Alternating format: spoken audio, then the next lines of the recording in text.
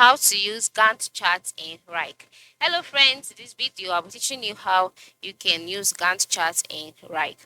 So Gantt chart provides a visual representation of your project's timeline, allowing you to see task schedules and make adjustments efficiently. So here is how to work with Gantt chart in Wrike. So, what do you do first? The first step is to note that Gantt chart can be viewed by all user steps use types, okay, including collaborators on all paid accounts. Only on paid account.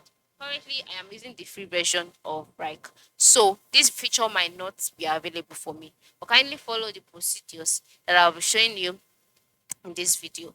So once you ensure that you've paid, the next thing to do is to move to the top right corner of the screen where you can see the plus icon.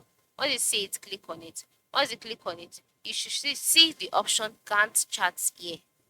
Yeah, Gantt charts being displayed here. So once you see that option, just go ahead and select it.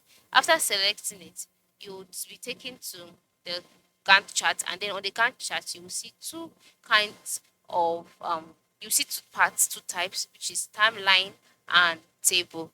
Timeline and table.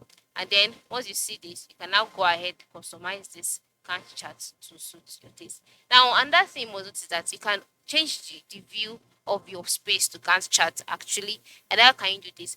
For example, I'll be working with my personal view, personal space, sorry. After selecting personal space, move to the top part of the screen. You can see the option table, right? And then you can see view. Just click on plus, and then you can see the view available table, board, then Gantt charts.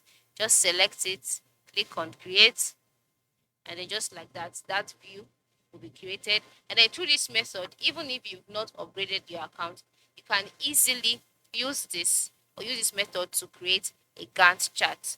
All right, so this is how it works. Thanks for watching and have a good day.